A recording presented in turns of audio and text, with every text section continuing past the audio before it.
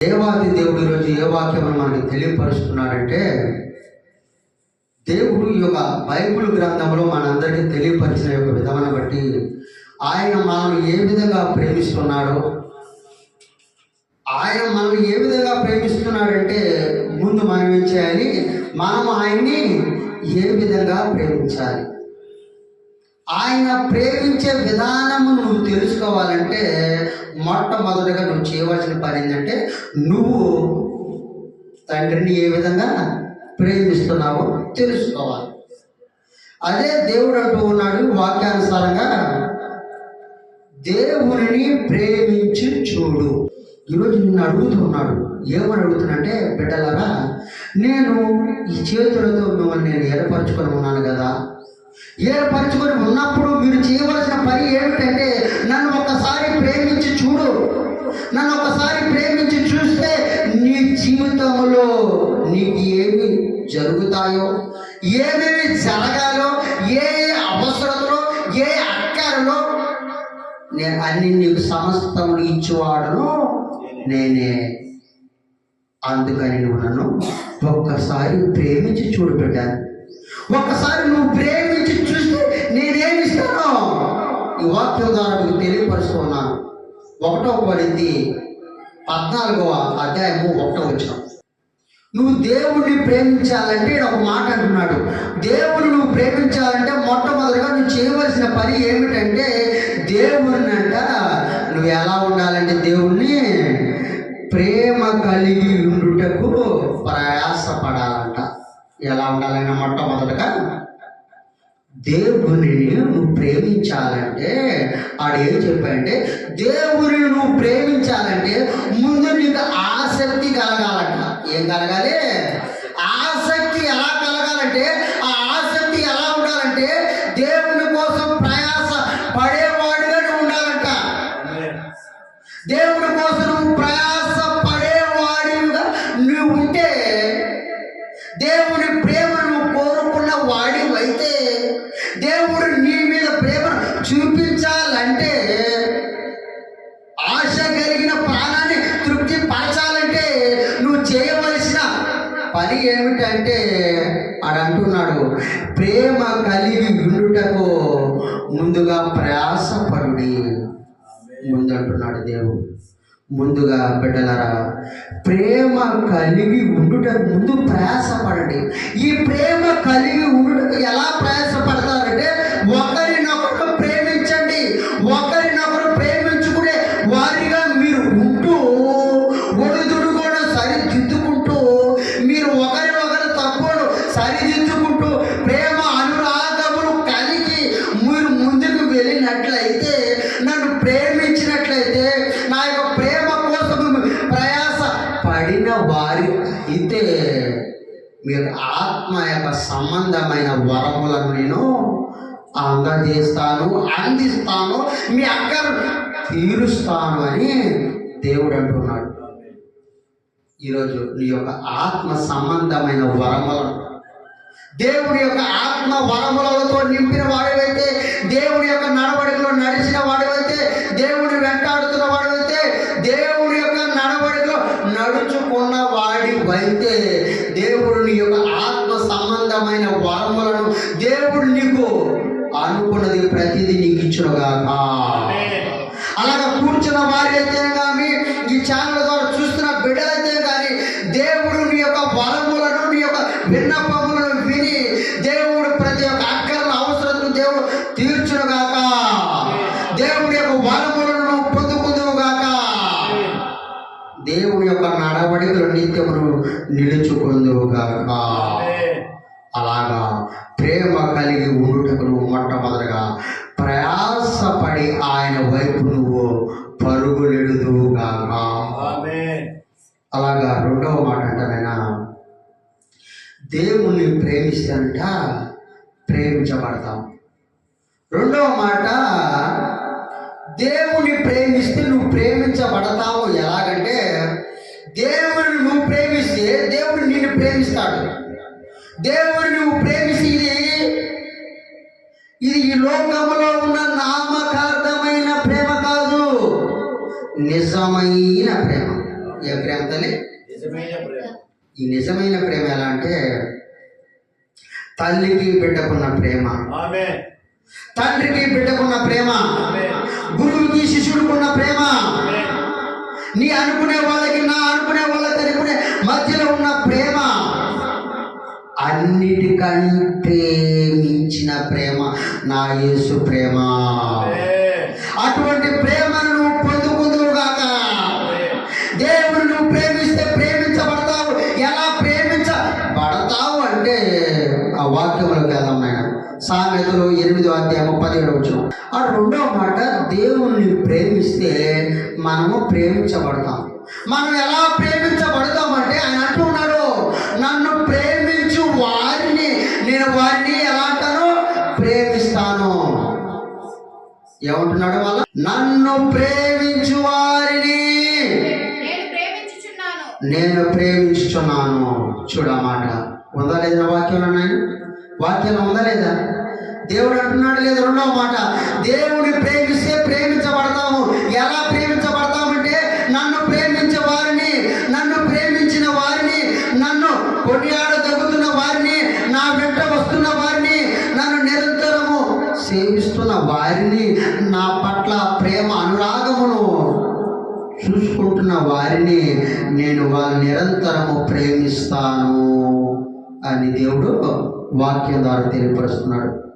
ఈరోజు నాయన బిడ్డ, రెండవ మాటగా, దేవుడు నువ్వు ప్రేమిస్తే దేవుడు నిన్ను ప్రేమించుతాడంట. ఒకవేళ నీవు నీ అనుకునే వాళ్ళని ఎవరైనా దూషించినా వాళ్ళని దేవుడు ఊరుకోడు. నా బిడ్డలు నువ్వు ఎంట్లా తిరుగుతావు, నా బిడ్డలు ఎందుకు అన్యాయంగా అంటావు, దేవుడు తగిన ప్రతిఫలం వాళ్ళకి చూపిస్తాడు. కానీ నువ్వు చేయవలసిన పని ఏంటంటే సమస్తమును విడిచి ఆయన నువ్వు ప్రేమిస్తే ఆయన నిన్ను ప్రేమించునుగాక. ఆ ప్రేమ నువ్వు పొందుకుందువుగాక. ఆ ప్రేమ కోసం నిరంతరము వాక్య రూపంలో, ప్రార్థన రూపంలో ఆయన వెంట నిరంతరము నడుచుకుందువుగాక. అటువంటి ప్రేమను ఈ రోజు నుంచి నువ్వు పొందుకుందువుగాక. మూడవదిగా, దేవుణ్ణి ప్రేమిస్తే ఏం జరుగుతుందంటే కాపాడబడతాము. మూడవ మాట ఏమైనా, దేవుణ్ణి ప్రేమిస్తే కాపాడబడతామంట. ఆ దేవుడు నువ్వు ప్రేమిస్తే నువ్వు నిన్ను ఎలా కాపాడబడతాడంటే వాక్యములోకి వెళ్దాం నాయన. కీర్తనలో 145:20 వచ్చిన ఆయన. మూడవ మాట ఏంటంటే దేవుణ్ణి ప్రేమించు వారందరినంట కాపాడుతాడంట. దేవుడిని ప్రేమించు వారందరినీ కాపాడుతాడంటే దేవుని అంటే ఎవరైతే నడుస్తారో, దేవుని యొక్క మందిరమునకు నిరంతరం ఎవరైతే వెళతారో, దేవుని యొక్క కార్యక్రమంలో ఆయా కార్యక్రమంలో ఎవరైతే వెళతారో, ఎవరైతే ఆసక్తి చూపిస్తారో, దేవుని పట్ల పనుల పట్లను, దేవుని యొక్క కార్యక్రమాల పట్ల దేవుని యొక్క విధేయత కలిగి ఉన్నట్లే దేవుడు నిన్ను కాపాడబడేటట్టు నిన్ను చేస్తాడు. నీ యొక్క ప్రయాణ విషయంలోను, నీ కుటుంబ విషయంలోను, నీ యొక్క సమస్త బాధలు, దుఃఖములు, యావత్తులు అన్ని విషయంలో దేవుడు నిన్ను కాపాడబడుతాడని దేవుడు తెలియపరుస్తున్నాడు. ఏ విధంగా కాపాడుతాడంటే, యెహోవా నన్ను ప్రేమించు వారందరినీ కాపాడు. చూడు ఎంత మాట దేవుడు అంటున్నాడు. నన్ను ఎవరైతే ప్రేమిస్తారో, నన్ను ఎవరైతే వెంటాడుతారో, ఎవరైతే నా దగ్గరికి వస్తారో, ఎవరైతే నన్ను తెలుసుకుని ఎరిగి ఉంటారో వాళ్ళని నేను కాపాడుతాను అని అంటున్నాడు. అటువంటి దేవుని యొక్క నడవడికలను నడుచుకుంటూ ఉన్నావు కనుక దేవుడు నిన్ను కాపాడునుగాక.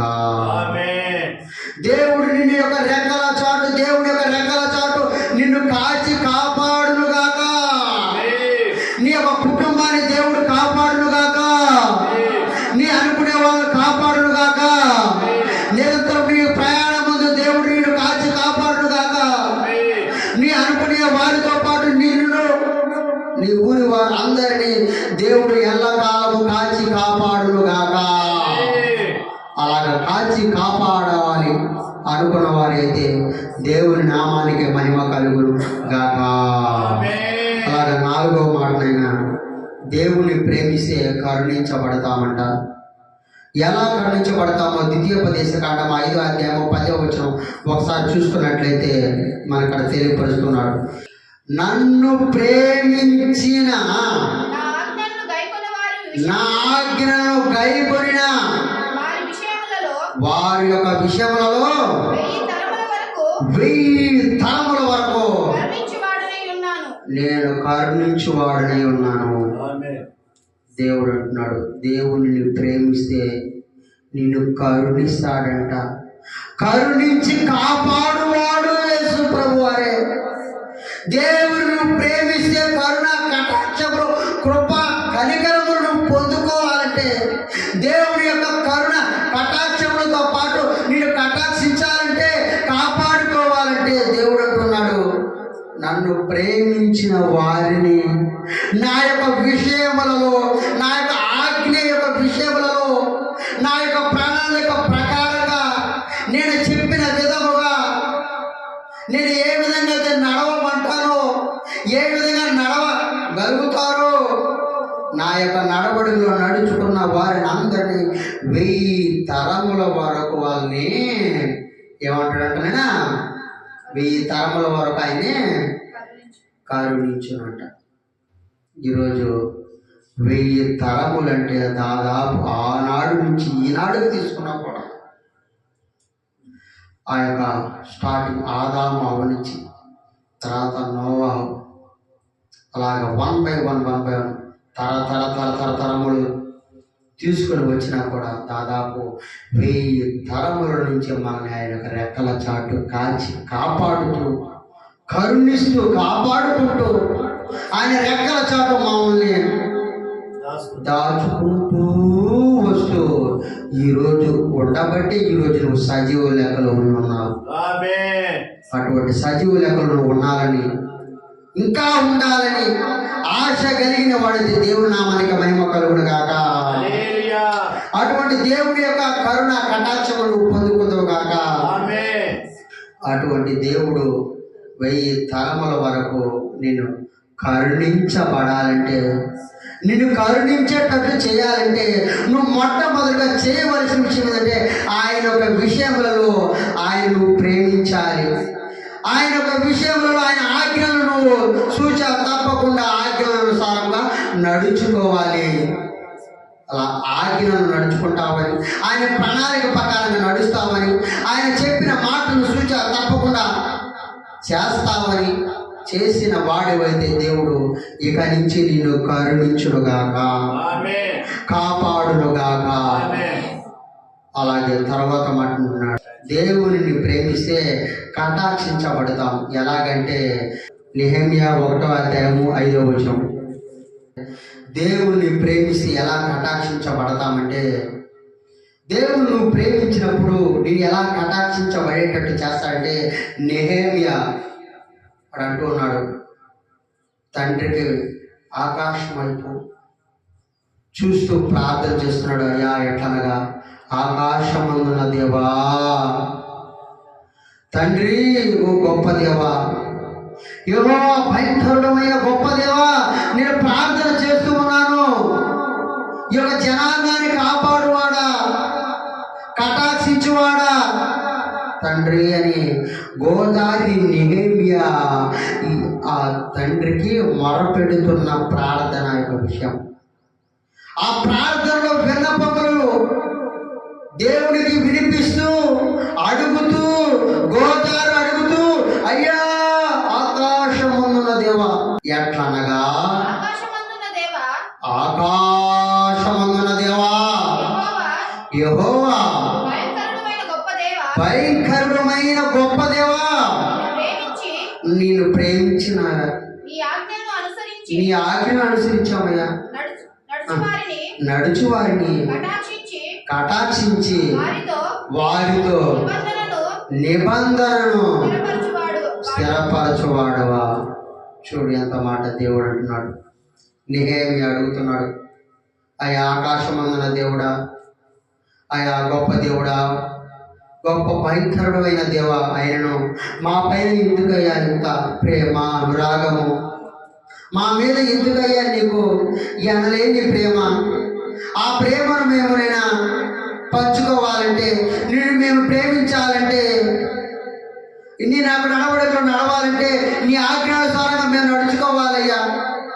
నువ్వు చెప్పిన మాటలు చూసా తప్పకుండా మేము చేయాలయ్యా అంటూ నెహెమ్యా ప్రార్థనలు అడుగుతూ, నిన్ను ప్రేమించి నీ ఆజ్ఞను అనుసరించిన వారందరినీ కటాక్షిస్తావా కదయ్యా? అవునయ్యా, నిన్ను ప్రేమించి నీ ఆజ్ఞను అనుసరించిన వారందరినీ కటాక్షిస్తూ ఉన్నావు కదయ్యా. అలాగే ఇప్పుడు కూడా, ఈ క్షణము కూడా, ఈ నిమిషము కూడా నువ్వు కూడా అడగవలసిన మాట ఏంటంటే, అయ్యా ఆనాడు నెహెమ్యా ద్వారా ప్రార్థనలు అడిగిన విధంగా ఈరోజు మమ్మల్ని కాచి కాపాడవయ్యా. నీ యొక్క ఆజ్ఞలను బట్టి మేము నడుస్తామయ్యా, నీ యొక్క నడవడికలో మేము నడుస్తామయ్యా. నువ్వు చెప్పిన మాటను మేము సూచన తప్పకుండా మేము చేస్తామయ్యా.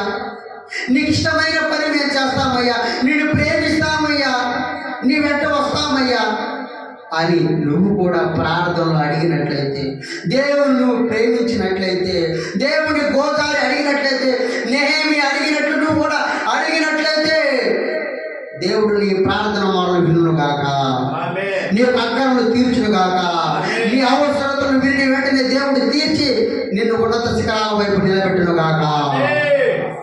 అలాగా మాట అంటున్నాడు. నీ యొక్క నిబంధన ప్రకారంగా మమ్మల్ని స్థిరపరుస్తున్నావయ్యా.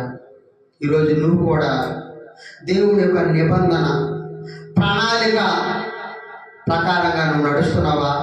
స్థిరముగా ఉన్నావా? దేవుని యొక్క నిబంధన ప్రకారముగా స్థిరముగా ఉండి నిలబడి ఆయన వెంటాడి ఆయన నిత్యము ఆయన వైపు నువ్వు వెళ్ళినట్లయితే, దేవుడు నీ యొక్క ప్రతి అక్కర్ల అవసరం దేవుడు తీర్చునుగాక. అటువంటి ఆశ కలిగిన ప్రాణముతో నువ్వు ఉంటూ నీ యొక్క అక్కర్ల అవసరం తీర్చి దేవుడు ఈ యొక్క ప్రతి నిత్యము నీ యొక్క ఆయన యొక్క రెక్కల చాటు నుండి కాచి కాపాడుగాక. అలాగా మాటలో మాట్లాడుతున్నాడు. నేను దేవుణ్ణి ప్రేమిస్తే నాకు కృప పొందుతాము. ద్వితీయోపదేశ కాండము 7వ అధ్యాయము 9వ వచనము. దేవుని యొక్క కృప అంట. ఈ ద్వితీయోపదేశ కాండం 7వ అధ్యాయము 9వ వచనంలో 1000 తరముల వరకు ఆయన కృప ఉంటుందట. 1000 తరముల వరకు ఆయన కృప ఎలా ఉంటుందంటే, మోషే నడిపిస్తున్న ఇశ్రాయేలు జనాంగానికి, ఆ ఇశ్రాయేలు జనాంగం మీద దేవుడి యొక్క కృప నిరంతరం ఆయన కృప చూపించాడు. దేవుడి యొక్క కృప ఇశ్రాయేలు జనాంగానికి చూపించిన విధంగా ఈరోజు ఈ క్షణమున ఈ కాలంలో దేవుడి యొక్క కృప నువ్వు పొందుకుందువుగాక. ఆ కృప కటాక్షములు నిరంతరం నువ్వు పొందుకుందువుగాక.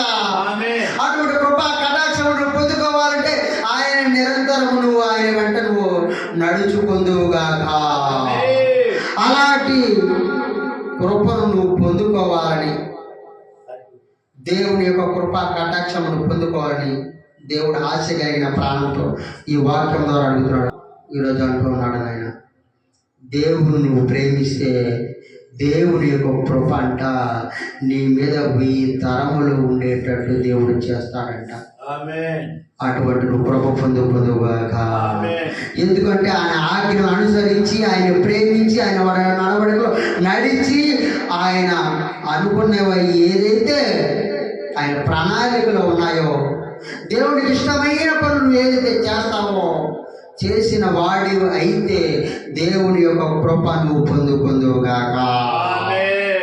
అటువంటి కృప కోసం నువ్వు ఎదురు చూచుదువుగాక.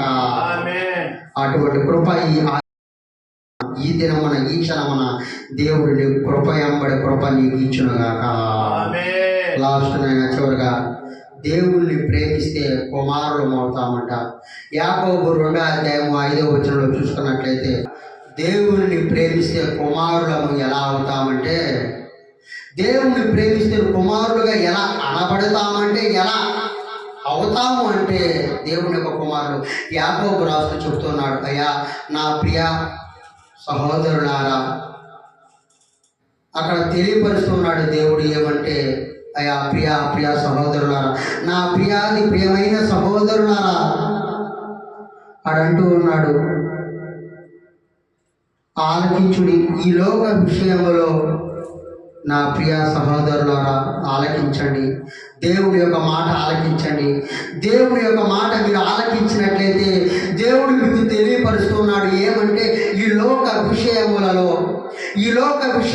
ఏమంటే దరిద్రులైన మనలను, దీన స్థితిలో ఉన్న మనలను, మనం ఎందుకు పనికిరానివైన మనలను, దీన స్థితిలో ఉంటూ దిగజారుతూ మన పరిస్థితులు బాగలేనప్పుడు, మనకు అవకాశం లేనప్పుడు, సమస్తము ఉన్న ఏమి అనుభవించలేనప్పుడు సమస్తము ఆయన వైపు చూసినట్లయితే దీన స్థితిలో ఉన్నా సరే, దరిద్రులు అయినా సరే, ఎందుకు పనికిరాని వాడికి అని నా లోకం అన్నా సరే, కానీ దేవుడు అంట నీకు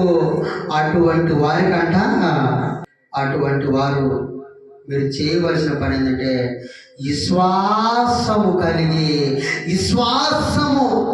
మీరు నడుచుకున్నట్టయితే, విశ్వాసము కలిగిన వారు కనుక మీరు ఉన్నట్లయితే అటువంటి వారికి నేను భాగ్యవంతులుగా నేను చేస్తాను. ఎటువంటి భాగ్యవంతులుగా చేస్తానంటే మీరు విశ్వాసము కలిగి ప్రార్థన చేస్తే, విశ్వాసము కలిగి నడిచినట్లయితే, విశ్వాసము కలిగి జీవించి ఆయన వైపు ఎదురు చూసినట్లయితే వారికి యాకోబు రాస్తూ చెప్తున్నారు, అయ్యా ప్రియమైన సహోదరులారా, మీరు దేవుని యొక్క మాట ఆలకించండి. ఆ మాటను ఎలా ఆలకిస్తారంటే విశ్వాసము కలిగి జీవించండి, విశ్వాసము కలిగి ప్రార్థన చేయండి, ఎడతెగక ప్రార్థన చేయండి, విశ్వాసము కలిగి వాక్యమును చదవండి, విశ్వాసము కలిగి ఆయనను నమ్మండి. ఆయన నమ్మినట్లయితే మిమ్మల్ని దరిద్రులైనా సరే, దీన స్థితిలో ఉన్నా సరే, ఎందుకు పనికి వారైనా సరే, మాకెందుకు ఈ జీవితము బ్రతుకు, మా బ్రతుకు అనగా ఆరిపోయినది, మమ్మల్ని ఎవరు దరి చేరలేదు, ఎవరు దగ్గరికి తీసుకోరు, ఎందుకు పనికిరాని లోకంలో అనుకుంటున్నావా? దీన స్థితిలో ఉన్నా సరే యాకోబు ద్వారా తెలియజేస్తున్నాడు, బిడ్డలారా, అటువంటి దీన స్థితిలో ఉన్న దరిద్రులైన మనలనంట దేవుడు భాగ్యవంతులుగా చేయునుగాక. భాగ్యవంతులుగా చేస్తాడని నమ్మకం ఉన్న వారైతే దేవుని నామానికి మహిమ కలుగునుగాక. అటువంటి నమ్మకం విశ్వాసములు కలిగి ఉందుగాక. తను ప్రేమించిన వారికి ఎలా చేస్తాడ? తను ప్రేమించిన వారిని వాగ్దానం చేసిన ప్రకారంగా ఆ వాగ్దానము ఏమి చేశాడంటే పరలోక రాజ్యమునకు వారసులుగా చెయ్యాలని ఆయన ఆశ అంట. ఏమస్తలే? పరలోక రాజ్యములోకి వారసులుగా నేను చేయాలని ఆశ అంట. అటువంటి ఆశ కలిగి ఉన్నావా? అటువంటి ఆశ కలిగిన వాడితే దేవుని నామానికి మహిమ కలుగునుగాక. దేవుని నమ్ముదువుగాక. దేవుని విశ్వాసము నువ్వు స్థిరముగా నిలుపుదుగాక. అటువంటి నమ్మకం విశ్వాసము కలిగిన వాడితే అటువంటి విషయంలో దేవుడు యాకోబు ద్వారా తెలియపరుస్తున్నాడు, నా బిడ్డలారా, ఈ లోకము 4 రోజులు ముచ్చటే. ఈ లోకము నువ్వు ఉన్నంత వరకే, నీ శరీరం ఉన్నంత వరకే. నీ శరీరం ఆత్మను విడిచిపోయి వెళ్ళిపోయిన తర్వాత పరలోక రాజ్యం అనేది ఒకటి ఉంది. ఆ పరలోక రాజ్యము నరలోకం ఉంటుంది.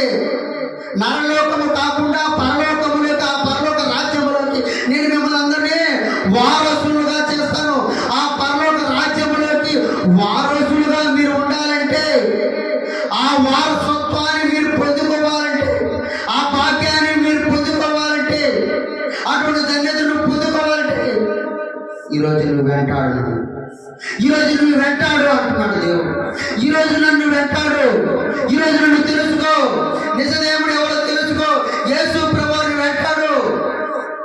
అటువంటి వారు యేసు ప్రభువుని వెంటాడితే దేవుడు పరలోక రాజ్యములో నీకంటూ ఒక స్థానమును ఏర్పరచబడును గాక. అటువంటి స్థానమును పొందుకుందువు గాక. పరలోక రాజ్యములోని వారసత్వమును పొందువు గాక. తండ్రి యొక్క కుడి పార్శ్వమున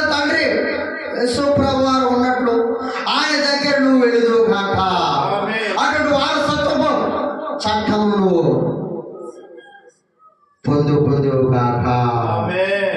వారసత్వ హక్కును పొందుకోవాలని యేసు ప్రభు వారి రోజు నీ వైపు ఎదురు చూస్తే నిన్ను వాక్యం ద్వారా తెలియపరుస్తున్నాడు.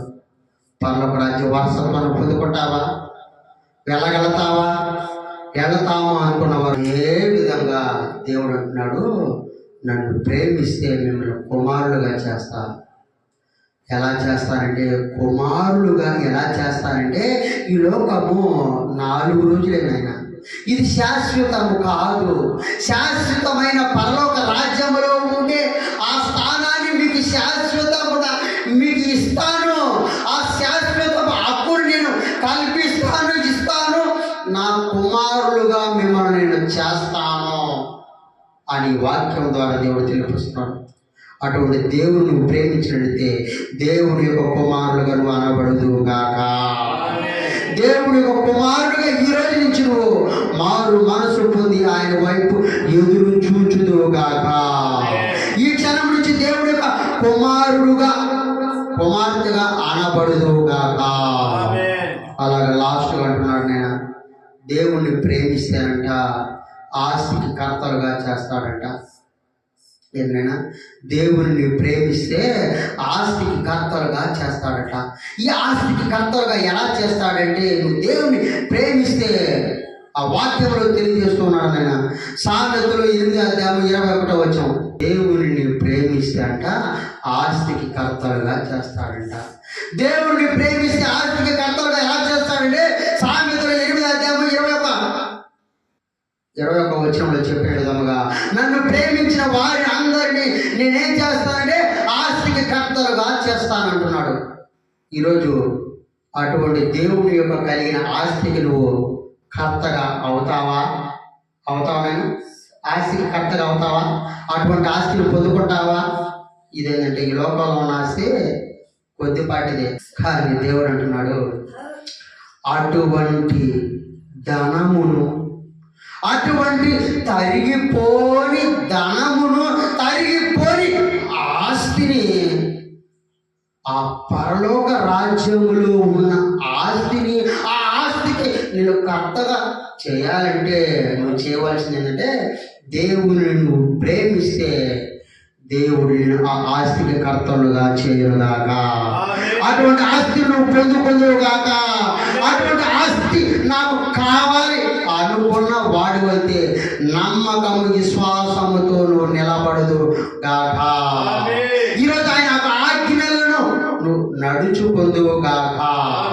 ఈరోజు దేవుడు అంటున్నాడు ఆ మాటతో, నన్ను ప్రేమిస్తే నేను ఇవ్వబోయే ఆస్తికి కర్తలుగా మిమ్మల్ని వంశ పారపర్యంగా ఎలాగైతే ఆస్తికి కర్తలుగా ఉంటారో, ఈ లోకములో ఆత్మీయంగా ఆస్తికి నేను కర్తలుగా చేస్తానని దేవుడి వాక్యం ద్వారా తెలియపరుచుకున్నాడు. బిడ్డల కూర్చున్న బిడ్డలు, చాలా ద్వారా చూస్తున్న బిడ్డలందరికీ దేవుని నువ్వు ప్రేమిస్తే దేవుడు అంటే నీకు ఆస్తికి కర్తలుగా చేస్తాడంట. ఆ ఆస్తి కూడా ఎక్కడిందంటే తరిగిపోయేది కాదు, కరిగిపోయేది కాదు, ఒకరు ఎత్తుకోపోయేది కాదు, ఒకరు రాసిస్తే వెళ్ళిపోయేది కాదు. అది స్టాండర్డ్గా స్థిరముగా ఉండే ఆస్తి. ఆ ఆస్తికి నేను కర్తలుగా చేయాలని దేవుడి యొక్క సంకల్పంలో ఉంది కనుక ఆ సంకల్పం వైపు నువ్వు ఎదురు చూస్తూ ఆయన వైపు నువ్వు వెళుదువుగాక. అటువంటి ఆస్తి నువ్వు పొందుకొని ఆస్తి కర్తగా నువ్వు అవ్వాలని దేవుడి యొక్క ఆశ నువ్వు తీర్చుదువుగాక. ఈరోజు అంటున్నాడు, దేవుని ప్రేమించి చూడన్నాడు. దేవుని నువ్వు ప్రేమించి చూస్తే ఎలాగంటే, మొట్టమొదటిగా నువ్వు ప్రేమించాలంటే ప్రేమ కలిగి ఉండి ప్రయాసపడి ఆయన ప్రేమను నువ్వు పొందుకోవాలని ఆతృతగా ప్రయాసపడిన ప్రేమను ప్రయాసపడి వెతికినట్లయితే నా ప్రేమను నువ్వు పొందుకుందువుగా అంటున్నాడు మాట. అలాగే రెండో మాట, దేవుడిని ప్రేమిస్తాంట ప్రేమించబడతామంట. దేవుడు నువ్వు ప్రేమిస్తే దేవుడు నిన్ను ప్రేమిస్తాడంట. ఈ లోకంలో నామకార్థమైన ప్రేమలు కాదు, శాశ్వత నీకు పంచుతాడంట, నిన్ను ప్రేమిస్తాడంట. తల్లిదండ్రులు ఉన్నంతసేపే ప్రేమ, నీ శరీరం ఉన్నంతసేపే ప్రేమ. నీ శరీరం విడిచిపెట్టి పై లోకమునకు నీ యొక్క ఆత్మను వెళ్ళినప్పుడు, ఆ పరలోక రాజ్యము దగ్గరికి వెళ్ళినప్పుడు దేవుడు నువ్వు ప్రేమించి ఉన్నట్లయితే ఈ లోకంలో దేవుడు అక్కడ నిన్ను ప్రేమించేటట్లు శాశ్వత కాలం నిన్ను ప్రేమించుతానని దేవుడు వాక్యం ద్వారా తెలియపరుస్తున్నాడు. ఆమేన్. అటువంటి దేవుడు ప్రేమిస్తే దేవుడు నిన్ను ప్రేమించబడేటట్టు నిన్ను చేస్తాడు. ఆమేన్. అటువంటి ప్రేమను నువ్వు నీ అనుకునే వాళ్ళకి, నీ ఇతరులకి, నీ అనుకునే వాళ్ళందరికీ ఆ ప్రేమను యొక్క ప్రేమ ఇరువురు నువ్వు ఎదుటి వారికి ఆ ప్రేమ అనురాగం పంచుదుగాక.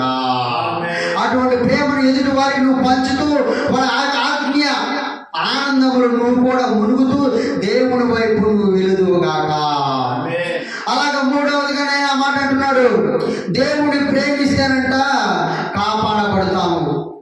దేవుడు నువ్వు ప్రేమిస్తే నిన్ను నీ యొక్క ప్రయాణ విషయంలో తెలుసాలి, దేవుని యొక్క రెక్కల చాటు నిన్ను కాల్చి కాపాడుతాడంట. ఎందుకంటే దేవుడు నువ్వు ప్రేమిస్తేనే దేవుడు నిన్ను కాపాడుతాడంట. దేవుడి దగ్గరికి నువ్వు వెళితేనే ఆయన కాపాడుతాడంట. దేవుడి దగ్గరకు అడగదైన అమ్మైనా అన్నం పెట్టదు. ఎందుకంటే దేవుడు నిన్ను కాపాడాలంటే, దేవుడు నిన్ను కాచుకోవాలంటే, దేవుడు నువ్వు పట్టుకొని నువ్వు వెంటాడితే, ఆయన వైపు నువ్వు వెళితే ఆయన నిన్ను కాపాడుతానని ఈ వాక్యం ద్వారా తెలియజేస్తున్నాడు. అన్ని విషయంలో ఎందుకు నీ కుటుంబాన్ని కూడా కాచి కాపాడేది ఆయనే, నీ ప్రయాణ సమయంలో కాచి కాపాడేది ఆయనే. నువ్వు ఏదైతే అనుకుంటావయ్యా, పలాను వాడు కాపాడు, పలాను వాడు కాచి కాపాడు, నన్ను దీవించు, అందరు ఆశీర్వదించు, అదే విధముగా నిన్ను కాచి కాపాడునుగాక. తర్వాత మాట్లాడు, దేవుడిని ప్రేమిస్తారంట. తర్వాత మాట నాయన కరుణించబడతామంట. దేవుడు నువ్వు ప్రేమిస్తే కరుణించబడేటట్టు చేస్తాడంట. ఆ కరుణ కటాక్షములు ఎలాగుంటే దాదాపు 1000 తలముల వరకు తరిగిపోయే విధముగా నిన్ను కరుణిస్తాడంట. కరుణించి కాపాడుతాడంట, కటాక్షిస్తాడంట. ఆ కటాక్షము కూడా నిన్ను ఆయన కృపా కటాక్షములు 1000 తలముల దాకా ఉండేటట్లు చేస్తాడంట. ఎందుకంటే కేవలం నువ్వు దేవుని ప్రేమిస్తే. ఈరోజు నువ్వు దేవుని ప్రేమిస్తావా? దేవుడు పట్టుకుంటావా? దేవుడి వెంట నడుస్తావా?